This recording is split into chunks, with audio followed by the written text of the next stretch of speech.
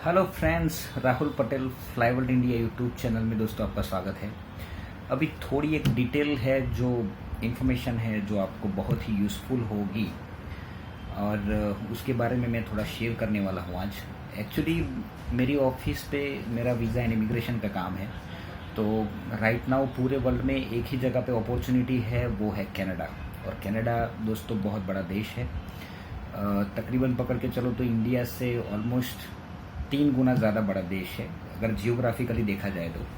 And उनकी जो population है वो खाली एंड खाली गुजरात जितनी है। तो अभी फिर भी वहाँ पे एक थोड़े फैक्ट एंड फिगर्स के साथ आपके साथ मैं बात करूँगा। कनाडा में जॉब अपॉर्चुनिटी बहुत है और मेरी ऑफिस पे बहुत सारी इंक्वायरीज भी आती है कि सर हमें कनाडा में जॉब चाहिए।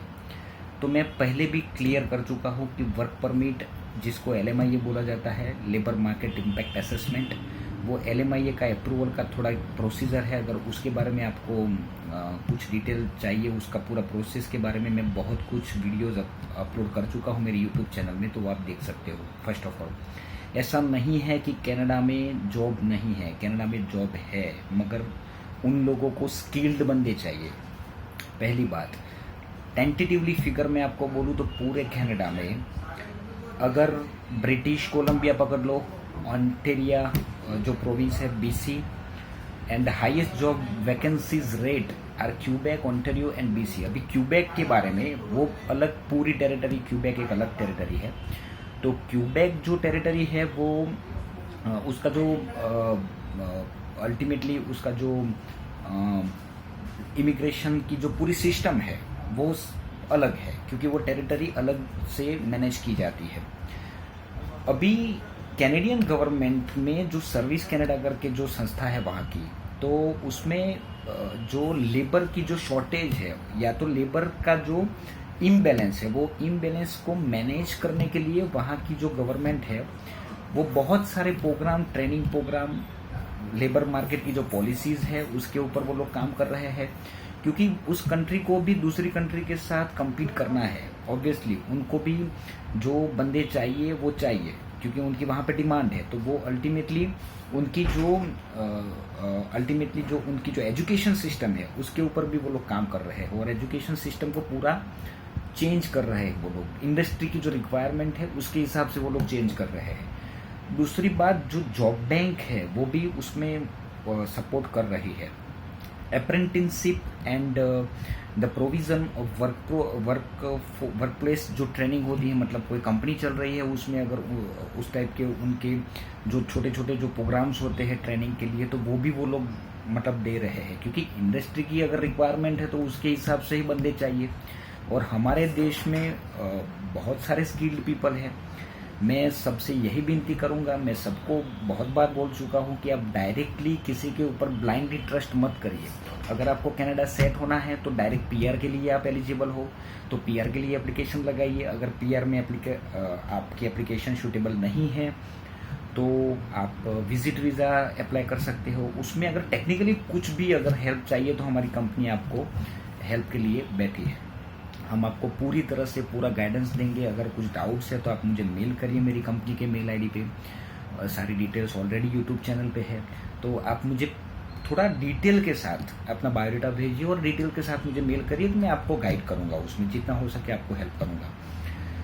तो ये जो एजुकेशन सिस्टम है वो स्टैंडर्ड उनको जो चाहिए उसके हिसाब से, इंडस्ट्री की जो रिक्वायरमेंट है उसके हिसाब से वो लोग ट्रेनिंग दे रहे हैं।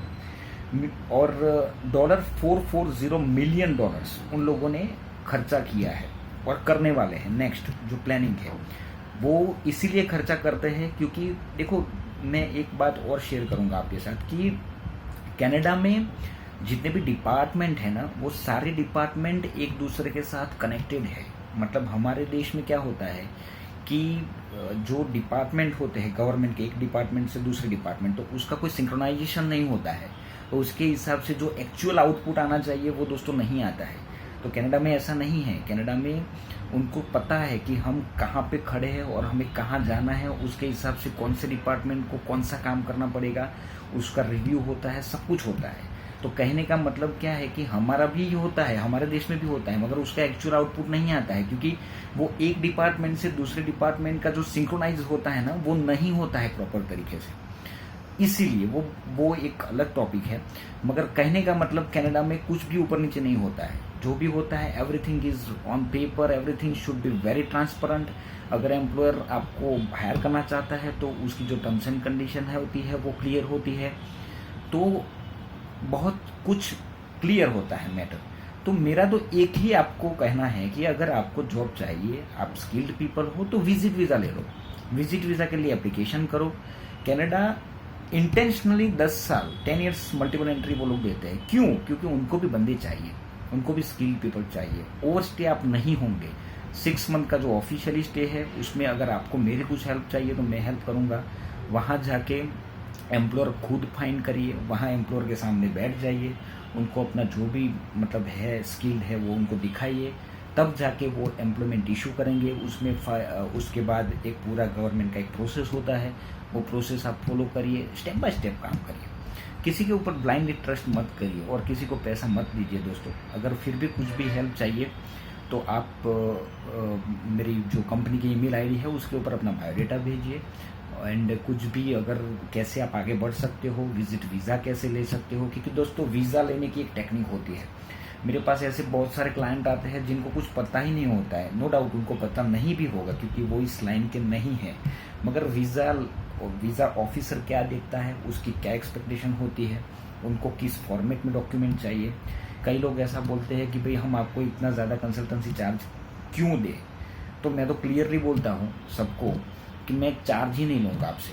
काम होने के बाद तो पैसा देंगे ना आप, मुझे कोई प्रॉब्लम नहीं है, मगर हाँ मांग के लूँगा पैसा, थोड़ा ज़्यादा लूँगा, मगर काम होने के बाद में लूँगा। मेरा एक ही प्रिंसिपल है कि काम होने के बाद मैं पैसा मांग के ले लेता हूँ।